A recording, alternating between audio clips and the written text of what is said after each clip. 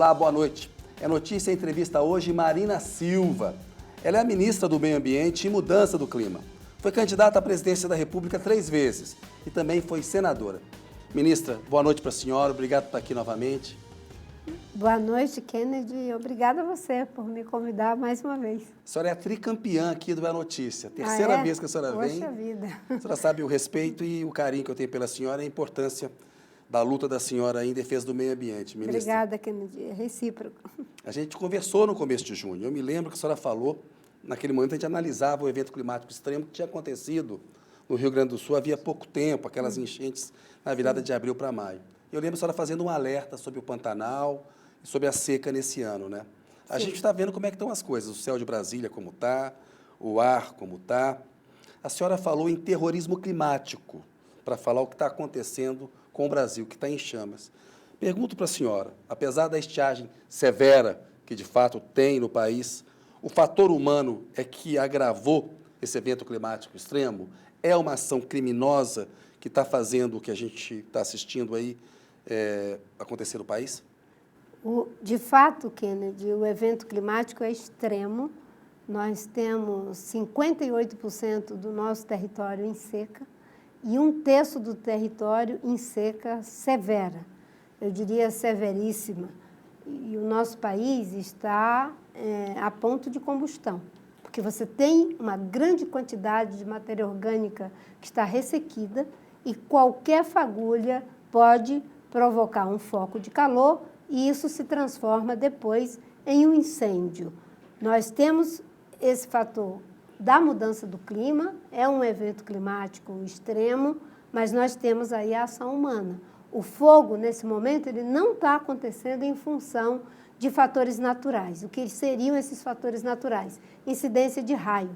Segundo os climatologistas, não tem esse fator nesse momento. Logo, é ação humana. Ação humana em todos os lugares em que os incêndios estão acontecendo. E aí tem uma questão que as pessoas perguntam, mas esses incêndios são criminosos? A partir do momento em que foi decretado pelo Estado a proibição do uso do fogo, quem está usando fogo está fazendo isso ao arrepio da lei. Ilegal. Portanto, está fazendo de forma ilegal. E o que é ilegal e é praticado sabendo que é ilegal, porque o aviso é o que não falta, apelo é o que não falta, campanha falando que nós não podemos colocar fogo nos meios de comunicação como um todo, então as pessoas estão agindo de forma criminosa. Aí tem aqueles que estão fazendo diretamente com intenção de queimar, como nós vimos aqui no parque em Brasília, como aconteceu em São Paulo. A investigação está sendo feita pela Polícia Federal, pela Polícia Civil no estado de São Paulo. Mas vejam uma coisa, em São Paulo, o incêndio começou mais ou menos às 10h45, segundo as imagens de satélite. À 1h da tarde, você já tinha São Paulo queimando em 17 municípios, o que alcançou, em seguida, 300 municípios. Ou seja, é difícil que isso seja coincidência? Não tem como ser coincidência. Você não tem, em poucas horas, vários municípios queimando ao mesmo tempo, se não houvesse ali uma intenção de queimar. Aí, quando a gente fala isso, as pessoas dizem, mas o proprietário não ganha nada com isso. Mas quem é que está dizendo que foi o proprietário? O dono do canavial, inclusive nesse momento, tem um problema, porque como está seco, né, a seiva, que eu não sei como é que a gente chama, a garapa da cana-de-açúcar, ela está muito densa. Com a temperatura alta, a tendência é ela caramelizar. E isso é um prejuízo enorme para o dono do canavial. Logo, quem ateou fogo fez isso de forma criminosa e não se pode dizer que é o proprietário, em hipótese alguma. As investigações é que vão dizer isso. No caso do Pantanal, a mesma coisa, havia uma proibição que era feita pelo governo do estado, aliás, nós temos conseguido trabalhar muito bem com o governador Eduardo Riedel, né? Ali é um trabalho mesmo mano a mano, eu diria que é um case de integração entre o governo federal e o governo estadual, que se não fosse essa integração, eu não sei o que teria acontecido com o Pantanal, porque no Pantanal nós temos ali as áreas indígenas, as unidades de conservação do estado e do governo federal e as áreas que são terras ainda não destinadas à propriedade privada. 85% dos incêndios em Corumbá dentro de propriedade privada, 10% dentro de terra indígena e uma outra parte dentro de unidade de conservação.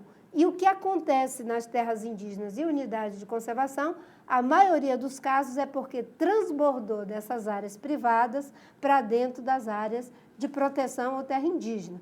E nós mobilizamos ali cerca de 900 pessoas, foram cerca de 17 aeronaves trabalhando, várias embarcações e, ao mesmo tempo, o apoio ali do KC-390, além de inúmeros equipamentos, picapes, caminhões, carros-pipas, uma operação de guerra para poder conseguir ir controlando a situação no estado do Mato Grosso. Eu diria que lá hoje nós estamos conseguindo empurrar a curva de ascendência, né, para baixo.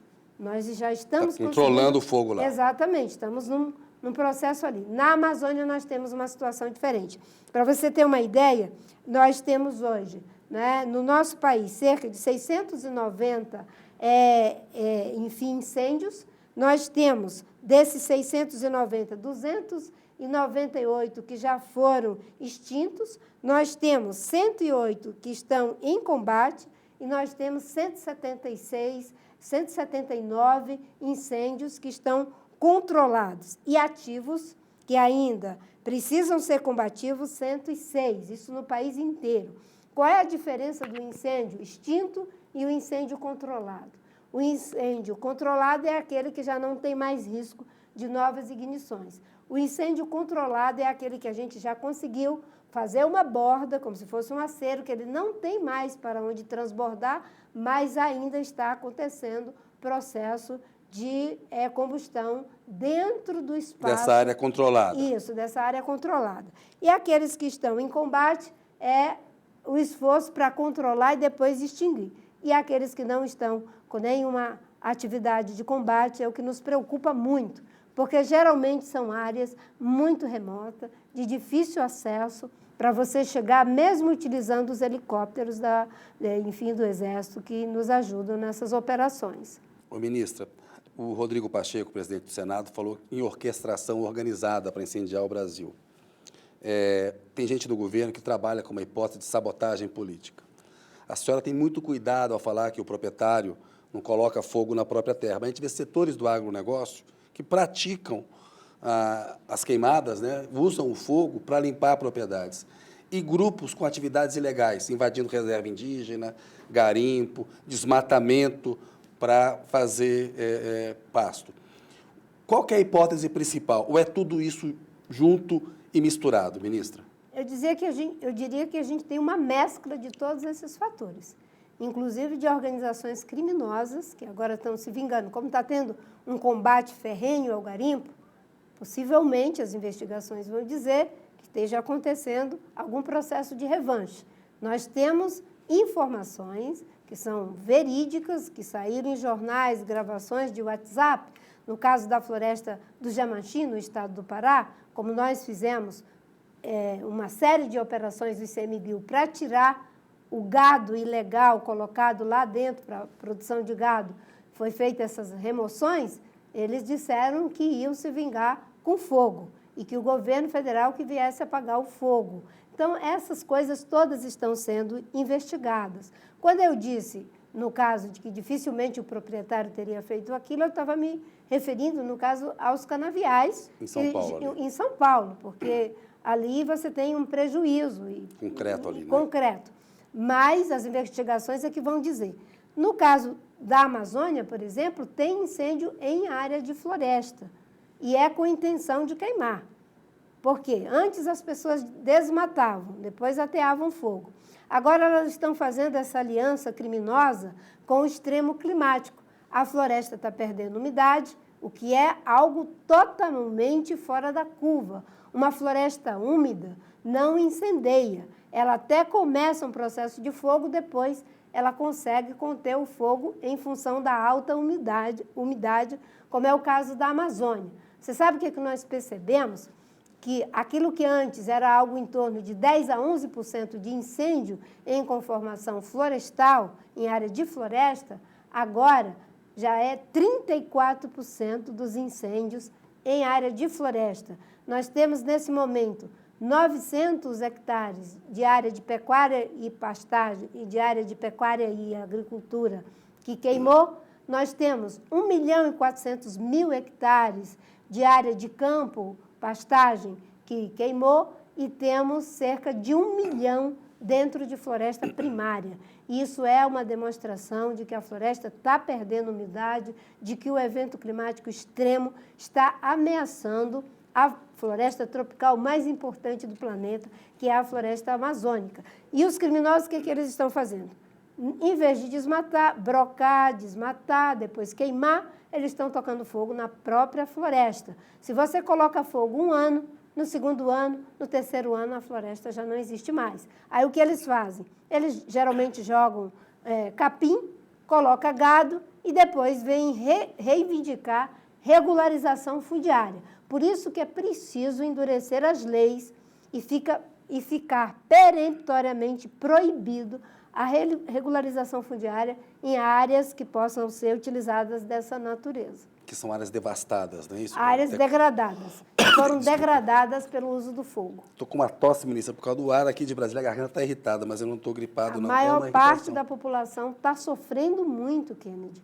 E isso é uma coisa que a gente tem que parar para pensar. Sim. Quem coloca o fogo Desculpe. e provoca um problema de saúde, principalmente nas crianças, nos idosos, os postos de saúde estão com uma grande busca por atendimento médico, a fumaça ela não fica naquele canto, ela se espalha. Isso. É por isso que o governo do presidente Lula, ele tem orientado que nós vamos atuar independente de ser em área da nossa responsabilidade. O governo federal tem responsabilidade sobre as áreas federais, mas nós estamos atuando dentro de terras privadas, dentro de unidades de conservação dos estados, e dessa forma a gente está tentando fazer com que esse processo criminoso e de ataque à saúde pública, ao meio ambiente e às finanças públicas sejam contidos. Ministra, mais do que as enchentes do Rio Grande do Sul, que houve ali uma reunião dos três poderes, a gente viu nessa semana, na terça-feira, uma reunião do presidente Lula com a senhora, os presidentes dos demais poderes. Isso oferece uma chance de uma ação conjunta efetiva, né? De um pacto ambiental para proteger o Brasil. A senhora falou agora, não dá para regularizar a área degradada. Temos que ter muito claro que as pessoas não vão ser premiadas Sim. por fazer isso. E é necessário que o Congresso faça até um novo marco regulatório para a área. Que medidas, ministra, esse pacto, esse entendimento com os poderes podem vir no curto prazo, no médio e no longo prazo? Por exemplo, uma lei especial de proteção do Cerrado, como a gente teve para a Mata Atlântica. A gente está vendo o que está acontecendo no Cerrado também, como todos esses biomas, eles são interligados para regular o clima, né?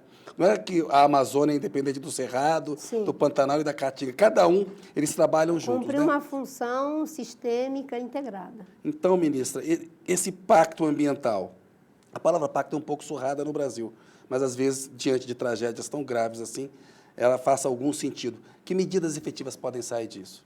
Primeiro, Kennedy, vamos pensar no próprio pacto, que tem o nome de Pacto de Transformação Ecológica, assinado pelo Executivo, Legislativo e o Judiciário.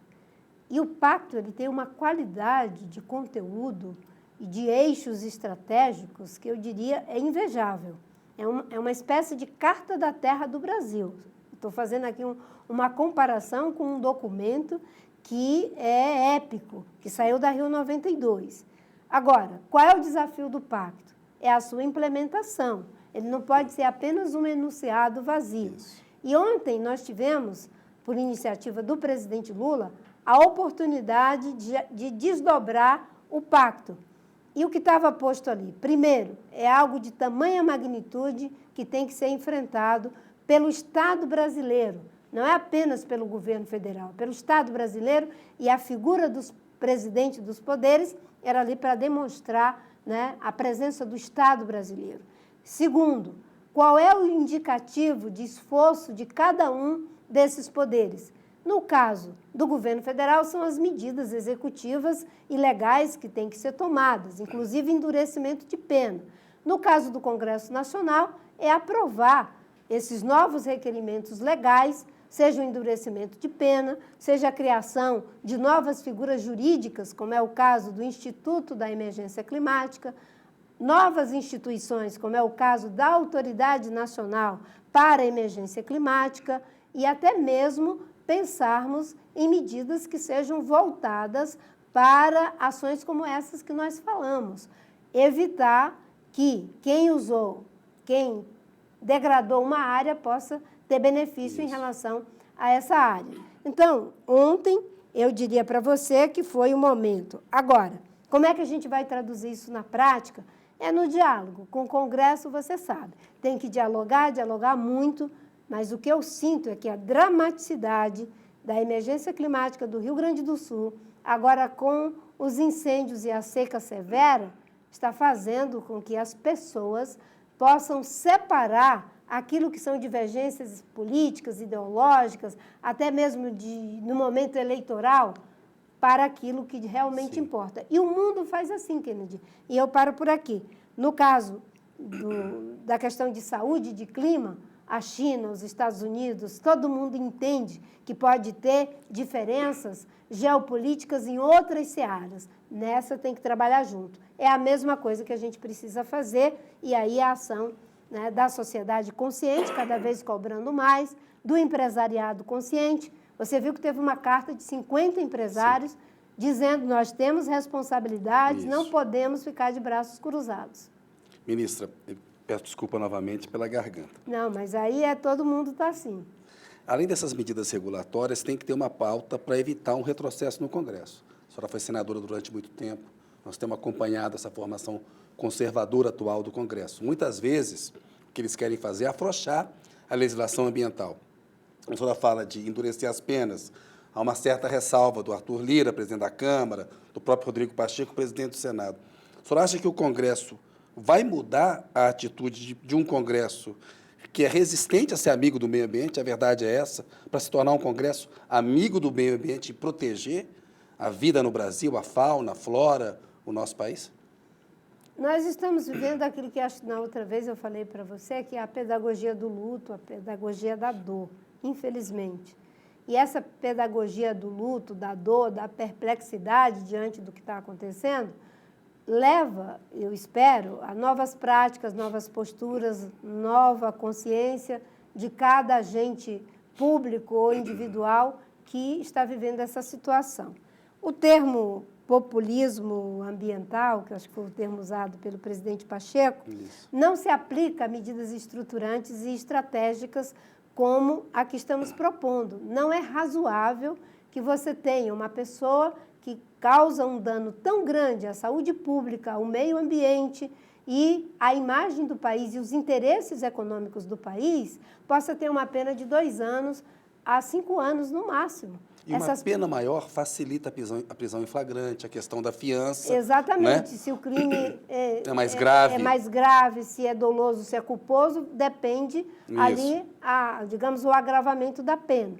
O Brasil, o ministro Fávaro sempre dizia, né, nós estamos abrindo vários mercados para o agronegócio brasileiro. Parece que foi 180 mercados depois que o governo Lula assumiu. E você sabe por que abriu tantos mercados para a agricultura brasileira? Porque a gente está contendo o desmatamento. Contemos o desmatamento em 50% o ano passado, reduziu. Esse ano 45%. Evitamos lançar o ano passado 250 milhões de toneladas de CO2 e esse ano já evitamos 180 milhões de toneladas de CO2. E isso torna uma situação que às vezes é usada, a agricultura brasileira pode estar sendo feita em prejuízo da Amazônia, torna esse argumento vazio, porque a gente mostra que está conseguindo controlar desmatamento. Agora, a gente fez todo esse esforço e, de repente, vem essas queimadas criminosas. Que jogam toneladas de gases de efeito estufa na atmosfera. E o mundo está vendo isso. O prejuízo que vai causar, objetivamente, para os investimentos do Brasil é muito grande. E isso não é uma questão das pessoas dizer, não, a gente tem que melhorar a imagem do Brasil. Se tem pessoas queimando, fazendo esse terrorismo climático que a gente está vendo, não é uma questão de imagem, isso é objetivo. Por isso que é preciso uma união de todos os poderes, da sociedade, do setor produtivo, da comunidade científica, para que a gente possa fazer esse enfrentamento.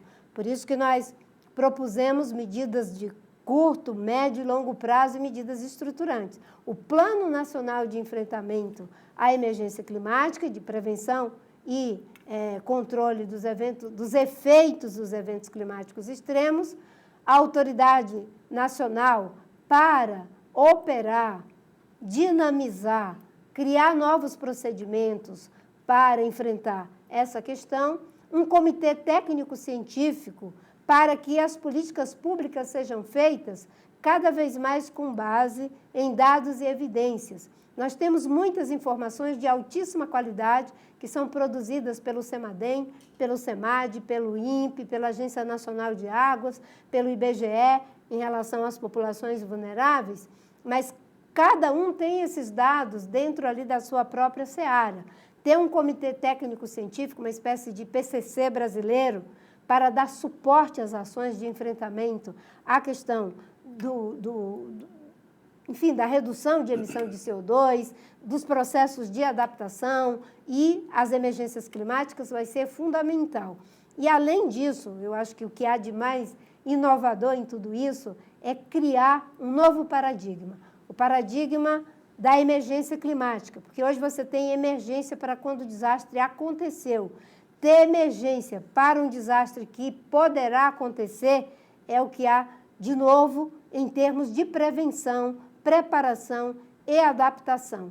E esse conceito ele é tão inovador que a representante, a responsável nas Nações Unidas pela parte de eventos climáticos extremos, ela veio para o primeiro seminário que nós fizemos em 2023, em março de 2023, porque ela dizia, se vocês conseguirem fazer algo que seja disruptivo, como vocês conseguiram com o plano de combate ao desmatamento, isso pode ajudar o mundo em várias regiões. Encontrar um caminho, né? Sim.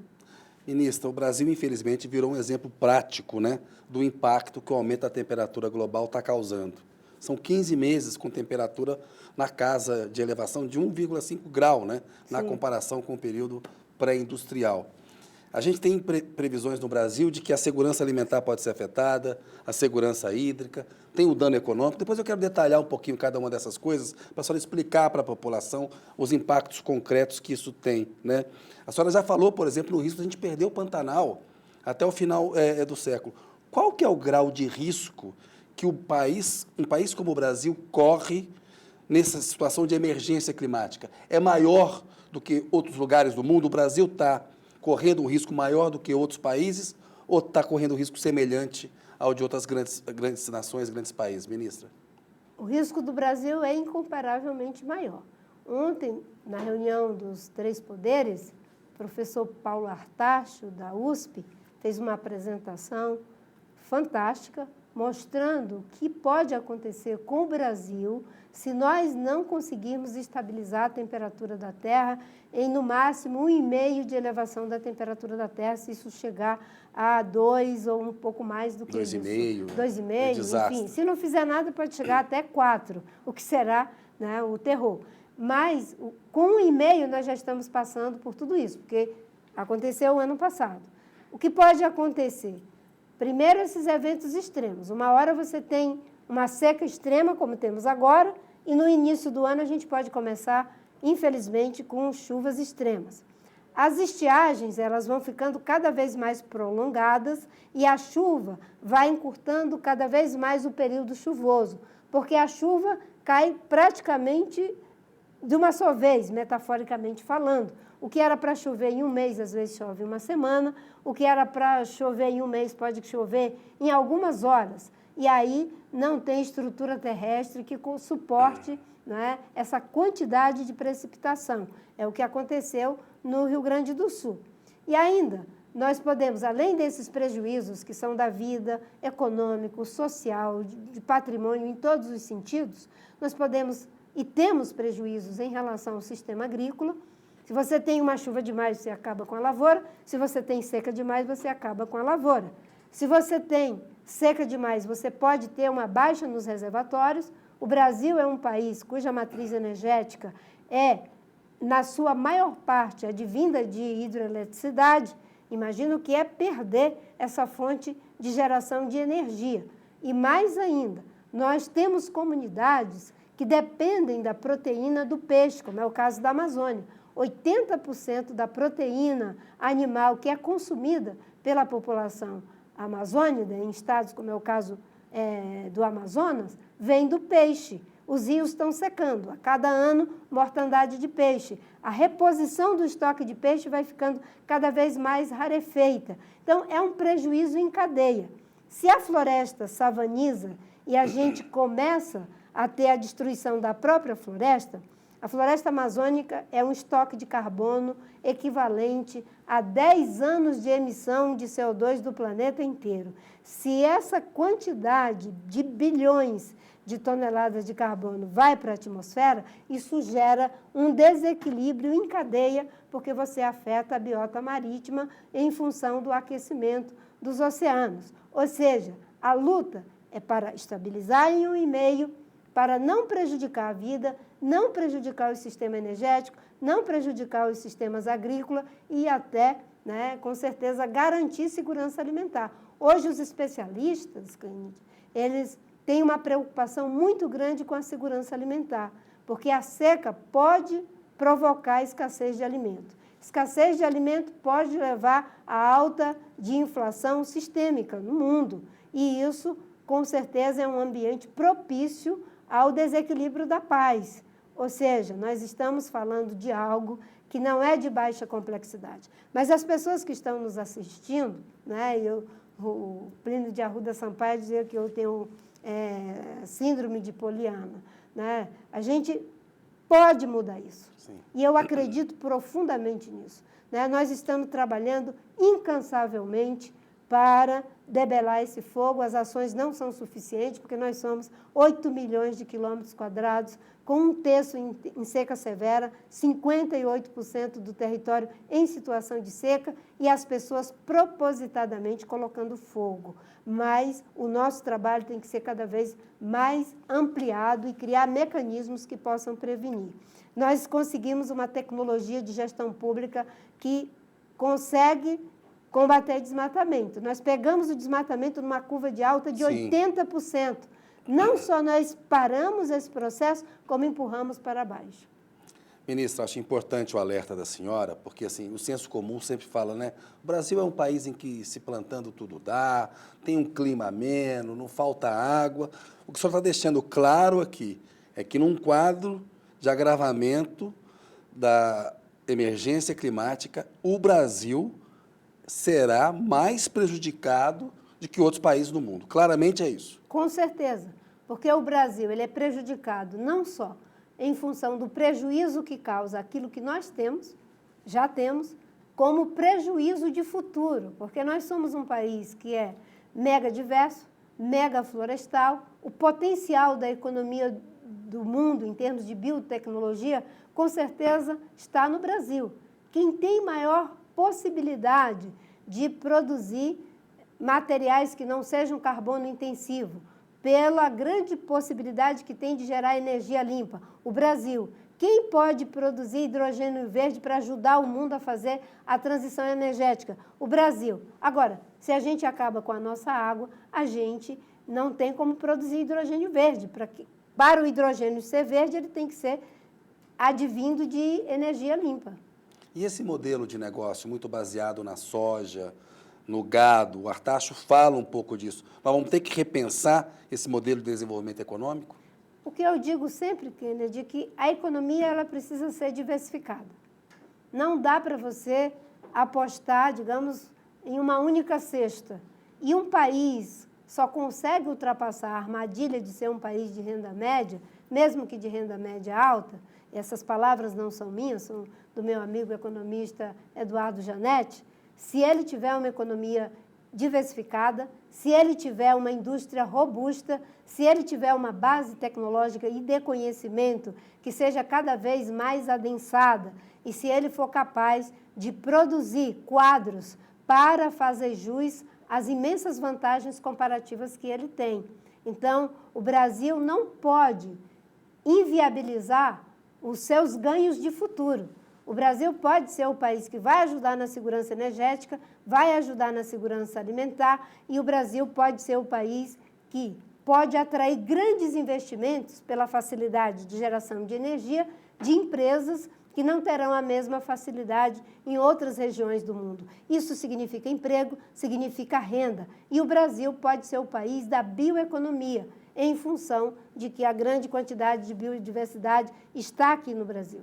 A condição para isso é não destruir o nosso meio ambiente. É não destruir a floresta, é preservar o meio ambiente, é parar de emitir, fazer emissão de CO2. E aí tem um debate que não é fácil, que o mundo precisa fazer, e nós saímos da COP28 com ele como dever de casa, fazer a transição para o fim do uso de combustível fóssil. Foi isso que saiu da COP28. A gente pode fazer tudo, triplicar renovável, dobrar a eficiência energética, mas se não reduzir a emissão de CO2, de carvão, de petróleo e de gás, nós não vamos fazer diferença nenhuma, porque entra a energia no sistema, mas o que já está sendo emitido é suficiente, do jeito que está aqui, para criar um desequilíbrio que a gente nem consegue imaginar. E a gente compromete a vida no planeta, compromete o planeta. Compromete a vida, o equilíbrio da vida, e podemos levar uma das maiores extinções em massa, não é? Que só aconteceu quando o meteoro caiu e os dinossauros desapareceram do planeta. Isso é algo que pode estar sendo contratado, naquele caso, por um acidente, digamos, natural, né? Cósmico natural, nesse caso, por ação humana. Desde a Revolução Industrial, nós estamos emitindo CO2 em grande quantidade, e isso mudou o sistema climático. O primeiro ensaio feito sobre mudança climática foi feito por um físico chamado Svante Arrhenius em 1896.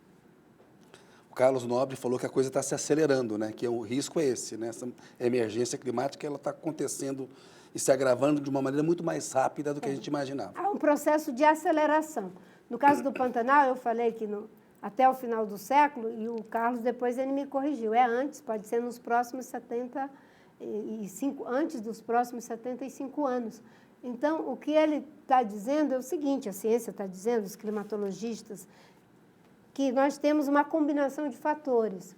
Baixa precipitação, você tem alta temperatura, baixa umidade, e você tem menos precipitação, um processo elevado de evapotranspiração, e o Pantanal está perdendo cada vez mais o volume de água que o mantinha como a maior planície alagada do mundo. Ministro, o presidente Lula disse na terça-feira que o Brasil não estava preparado para enfrentar o que a gente está enfrentando agora. E houve um anúncio na terça-feira, estamos gravando esse programa na quarta-feira, vai ser exibido na quinta-feira. Ele falou em melhorar a estrutura para estados, municípios e próprias coisas do governo federal. São 514 milhões, né? Mais de R$500 bilhão que estão liberados em créditos extraordinários, e tem também a possibilidade de flexibilizar recursos do Fundo Amazônia. Na prática, isso vai ser gasto com o quê, ministro? Nesse caso, o crédito extraordinário é para o enfrentamento do fogo, contratação de mais brigadistas, de mais aeronaves, de mais embarcação. Nós estamos montando 4 bases que estão em locais específicos, no caso da Amazônia, além das frentes que nós já temos, das brigadas que estão atuando no Pantanal, na Amazônia, no Cerrado e em outras regiões, porque nós estamos agindo em vários lugares, é para esse enfrentamento. Tem uma outra parte do recurso que é para a estiagem. Tem populações que estão isoladas, elas precisam de ser abastecidas com água potável, com cesta básica, com remédio, em alguns casos com oxigênio, porque os hospitais podem ficar paralisados. É uma logística muito complexa e de um custo muito alto. Nesse caso, é para fazer a gestão do risco já do desastre, não é nem do risco. E aí tem outras medidas, que são as medidas estruturantes, que é a emergência a instituição, né, da figura jurídica da emergência climática, o Plano Nacional de Prevenção ao enfrentamento dos extremos climáticos, um comitê técnico-científico, tudo isso vai organizar ações de médio e longo prazo nas agendas de preparação, que é uma agenda que pode até ser de curto prazo. Você poder treinar defesa civil, corpo de bombeiro, criar sistemas de alerta, rotas de fuga, lugar para onde as pessoas devem ir se tiver uma situação de emergência, fazer estoque de alimento, de remédio, de oxigênio, de combustível. Tudo isso é um processo de preparação. Mas, mais do que isso, é preciso, além de mitigar, preparar e adaptar, nós vamos precisar transformar o modelo de desenvolvimento que levou a essa crise que nós estamos vivendo. E aí entra o plano de transformação ecológica, que é coordenado pelo ministro Fernando Haddad, entre as ações que já podem ir sendo feitas a partir, inclusive, da orientação, dos regramentos que vão ser sugeridos dentro do plano clima, do plano de adaptação, do plano de mitigação e pela própria autoridade climática. Nós já temos obras dentro do PAC que são voltadas para encosta e drenagem. Dentro do Ministério da Cidade, o Minha Casa Minha Vida já tem que levar em conta que existe 1.942 municípios que são altamente vulneráveis a eventos climáticos extremos. Ministra, tem uma ideia muito importante, que desde a campanha eleitoral a senhora vem discutindo, que era a criação de uma Autoridade Nacional de Segurança Climática. Agora já se fala no Conselho de Segurança ou de Emergência Climática. Como que esse debate está concretamente hoje? Será o quê? Será um órgão vinculado ao seu ministério, à presidência? Será um órgão independente? Em que pé que está isso? Bem, primeiro, a gente está pensando na governança climática brasileira. Nós temos no Ministério uma Secretaria Nacional de Mudança Climática, nós temos um Comitê Interministerial de Mudança Climática, que é coordenado esse comitê na Casa Civil e do qual faz parte vários ministérios. Nós temos o Plano Nacional de Mudança Climática, e está trabalhando, inclusive, agora, as nossas metas de redução de CO2, que deverão ser atualizadas até a COP29, eu espero, lá no Azerbaijão, e nós temos o Plano Nacional de Mitigação, o Plano Nacional de Adaptação.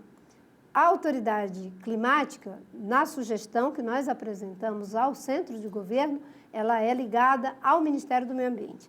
É uma autarquia para trabalhar ações que vão desde regramentos, sugestão de formulação de políticas e algumas atividades que podem ser voltadas para a fiscalização se de fato há o cumprimento daquilo que é estabelecido como necessário e fundamental para fazer o enfrentamento da emergência climática. É uma instituição de caráter técnico, não deve ser de cunho político, e eu defendo, inclusive, que a pessoa que assuma a liderança seja uma pessoa que tenha a técnica como algo que é, digamos assim, inquestionável. Falam muito do Tasso Azevedo, do MAP Biomas. É um bom nome? Nesse momento, eu estou muito voltada para a gente fazer com que a instituição fique de pé. Tá. Certo?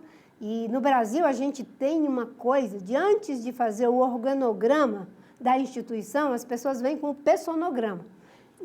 Não vamos fulanizar.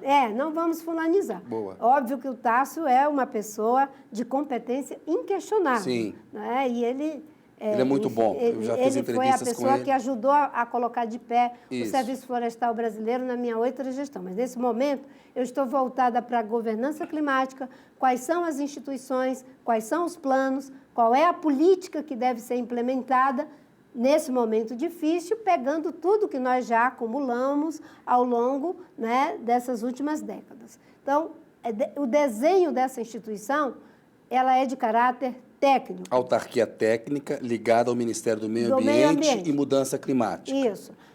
Por que eu defendo que seja um quadro técnico? Eu lembro que na transição as pessoas diziam, mas você vai ser a autoridade climática? Eu dizia, não, eu não sou uma figura técnica. Eles diziam, mas você tem autoridade para falar de clima.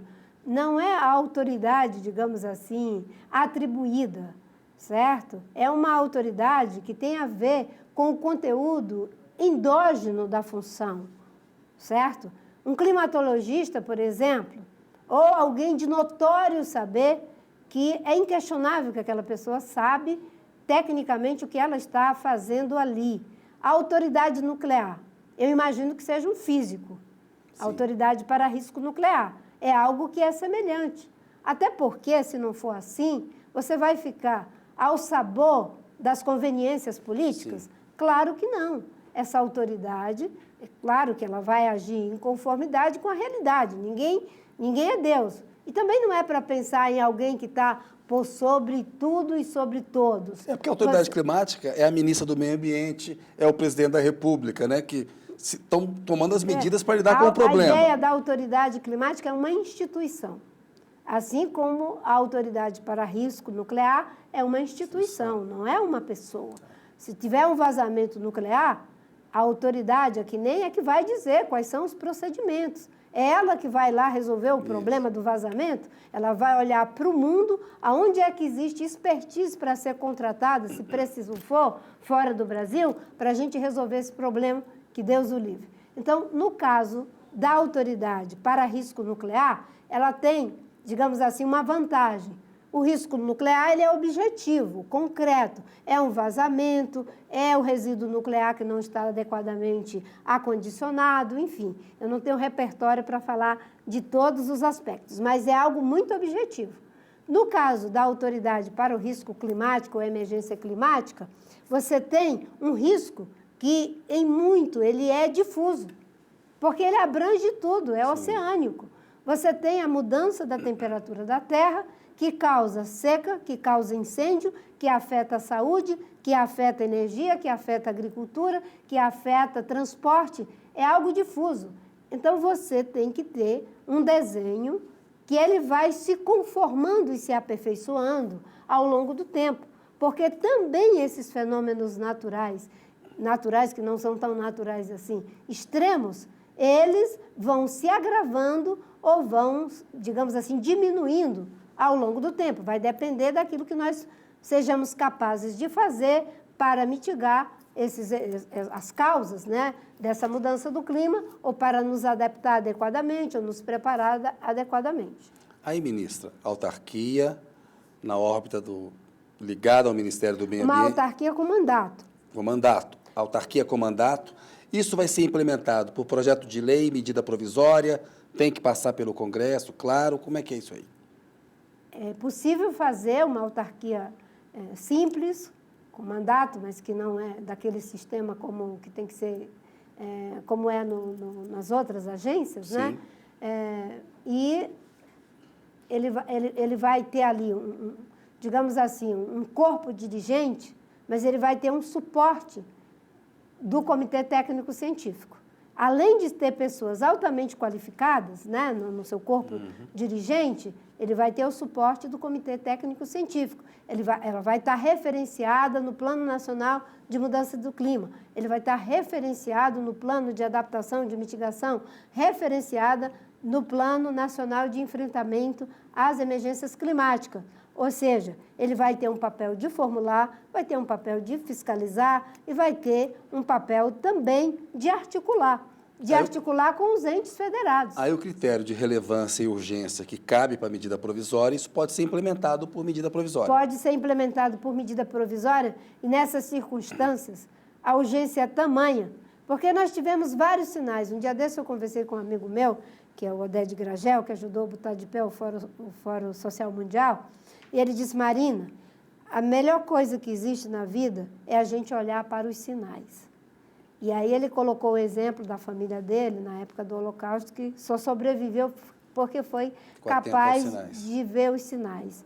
E que os outros que não foram capazes, é dramático, até o que ele conta com gente da família. Sim. E ele disse, nesse momento da mudança do clima, os sinais já foram dados de muitas formas. Nós tivemos, não é, ali em Petrópolis, em Niterói, nós tivemos em Pernambuco, no sul da Bahia, agora em São Sebastião, em São Paulo, em muitos lugares. E aí vem com uma dramaticidade, em Santa Catarina, vem com uma dramaticidade enorme o Rio Grande do Sul.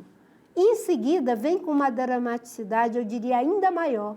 O país em chamas e pessoas, mesmo com a proibição, tocando fogo no futuro e na vida do nosso próprio país. Então, esses sinais estão dados. É por isso que é fundamental que a gente seja capaz de ler o sentido de urgência. Por isso a medida provisória, para que a gente possa já ir, digamos assim, botando de pé tudo que precisa ser colocado, né, nos próximos 100 e poucos dias que a medida provisória já entra em validade. E mandato de quanto tempo a senhora imagina? 2, 4 anos? É que a direção, né, e eu defendo que seja desencontrado esse mandato, certo? Para que você tenha ali, pelo menos, a metade, um terço, que dê continuidade, independente do governo que vier, para poder manter ali, digamos assim, os princípios e o legado, a expertise da instituição, para evitar que haja redirecionamentos abruptos. Nós estamos trabalhando com a ideia, e claro que quem indica, quem vai fazer isso é o presidente da República.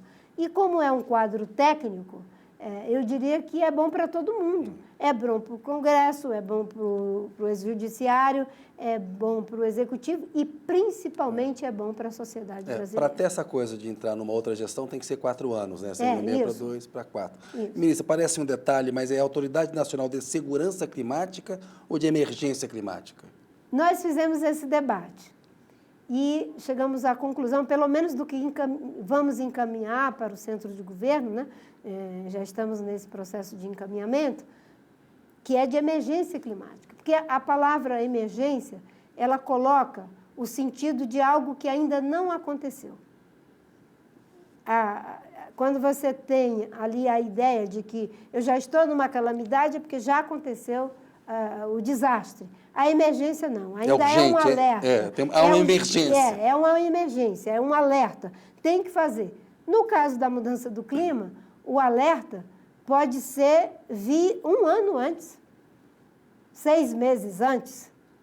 No caso, o alerta mais importante foi dado há 32 anos antes. Eu fico até emocionada quando eu falo isso.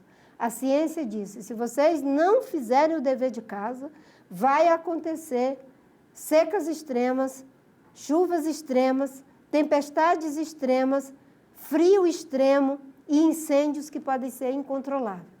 E agora, depois de tantos anos repetindo isso, eu vejo isso acontecendo no Brasil. Né? E alguém me falou, Marina, como é que você suporta, depois de tantos anos batalhando, ver as pessoas colocando o dedo em riste na direção do Ministério do Meio Ambiente, de você, da sua equipe, fazendo cobrança? Eu digo, não é fácil, mas eu agradeço imensamente a Deus e ao presidente Lula de estarmos agora, nesse momento, à frente do Ministério. Eu não sei o que estaria acontecendo com o Brasil se esse país continuasse de porteira aberta para os incêndios, de porteira aberta para o desmatamento, de porteira aberta para assediar servidores públicos que eram punidos ou demitidos por estarem fazendo o seu trabalho. A gente viu o caso do INPE. Fala dessa relação com o presidente Lula, da consciência dele sobre a emergência climática, do que vocês discutiram nessa semana. Eu soube que ele ficou em reuniões o dia inteiro. A senhora também. Conta um pouco como é que a senhora e o Lula conversaram, ministra. Olha, o presidente, ele o tempo todo, ele está acompanhando o assunto. Né? No final de semana, a gente falou várias vezes pelo telefone, né? E ele vai procurando saber como é que estão as informações, e ele pediu essa reunião. Primeiro, foi um dia inteiro com a equipe, pela parte da manhã, depois na parte da tarde, pensando as medidas, como desdobrar as medidas, e dividindo as medidas entre medidas emergenciais, medidas dissuasórias, para que a criminalidade saiba que, nesse momento, tem 80 inquéritos da Polícia Federal que está investigando, e nós vamos chegar àqueles que intencionalmente estão fazendo isso. Tem vários inquéritos que eu espero estejam sendo feitos também pelos governos estaduais, pelas polícias, enfim, pela Polícia Civil de cada estado. Então, as medidas emergenciais de socorro às pessoas da seca, as pessoas que estão sendo afetadas pelo incêndio, e a ação de combate aos incêndios. e as medidas que nós consideramos que são medidas estruturantes. As medidas estruturantes têm a ver com o que nós já falamos. Criar o Instituto Jurídico da Emergência Climática, o plano de enfrentamento aos eventos climáticos extremos, a Autoridade Nacional para a Emergência Climática, o Comitê Técnico Científico. E aí, na discussão, enfim, antes da reunião com os 3 poderes, nós estávamos conversando sobre o Conselho Nacional de Segurança Alimentar, que ele criou o CONSEA. Isso. E, naquele momento, o CONSEA foi fundamental para afirmar as políticas de transferência direta de renda. Você lembra como eram as reuniões do CONSEA, com Dom Mauro Morelli, com o Graziano, com muita gente boa ali, formulando uma política que é altamente eficiente? E agora ele disse, vamos criar, então, um Conselho Nacional de Emergência Climática, com o mesmo formato, porque o CONSEA, diferentemente de outros conselhos que são consultivos, eles mandam recomendações para os ministros. No caso do CONSEA, as recomendações são enviadas direto para o presidente. E, nesse caso, ele quis que fosse algo semelhante para que as recomendações sejam enviadas diretamente para ele, óbvio, sem prejuízo de serem encaminhadas para cada ministério, para cada órgão, ou até mesmo para o Congresso Nacional. Então, a gente terá um Conselho Nacional de para Emergência Climática. Isso, esse o CONSEC. É o nome. O CONSEC. Né? A gente tinha o CONSEA, a gente vai ter o CONSEC. Foi isso que ele falou ontem. Eu fiquei muito surpreendida, porque nós conversamos lá dentro, né? E fomos desenvolvendo esse conceito, e na reunião ele falou. Excelente medida. Ministra, não só a entrevista está acabando, mas eu queria que a senhora falasse sobre o Cadastro Ambiental Rural, o CARA, a importância. Estamos gravando a entrevista na quarta, amanhã, quinta. Tem a reunião com os governadores. É importante a ajuda dos governadores para esse Cadastro Ambiental Rural. Por que ele é importante, ministra? Bem, ele é importante porque, sem que ele funcione, sem que os estados façam toda a alimentação da base de dados e verifique se aquela propriedade ela está regular ou irregular, esses dados precisam ser informados na base de dados, seja do Estado ou do governo federal, porque hoje nós não temos essas informações. A maioria dos estados tem uma carência muito grande. Nós estamos reativando, junto com o Ministério de Gestão, que é da ministra Esther, porque agora está abrigado lá no Ministério de Gestão, o MGI, mas é uma gestão compartilhada. Sem isso, nós não vamos conseguir proteger as nossas florestas, nós não vamos conseguir fazer com que as propriedades elas saiam de situação de irregularidade. Uma boa parte delas precisam verificar, aliás, o Estado precisa verificar se tem reserva legal, se tem área de preservação permanente, se aquela área está sobreposta a uma unidade de conservação, a uma terra indígena ou até mesmo a uma outra propriedade.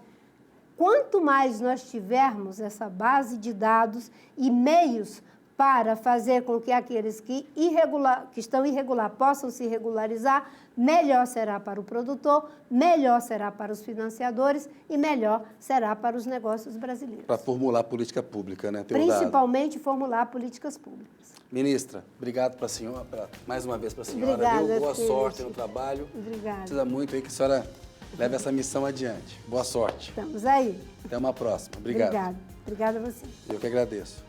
Boa noite, pessoal. Até a semana que vem. Agradeço muito a audiência de vocês.